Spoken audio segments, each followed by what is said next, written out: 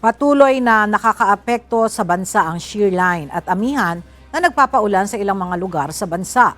Base sa latest weather bulletin ng Pag-asa, apektado ng shear line ang Eastern Visayas, Bicol Region, Calabarzon at Mimaropa. Kaya naman makakaranas ng maulap na kalangitan at thunderstorms ang mga nabanggit na lugar.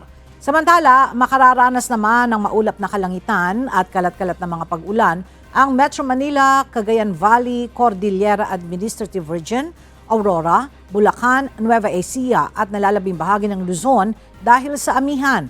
Samantala, patuloy ring minomonitor ng Pag-asa ang bagyo sa labas ng Philippine Area of Responsibility na huling namataan sa layong 250 kilometers per hour sa west-northwest ng Kalayaan, Palawan. Kumikilos ito sa bilis na 10 kilometers per hour sa direksyon ng northwestward.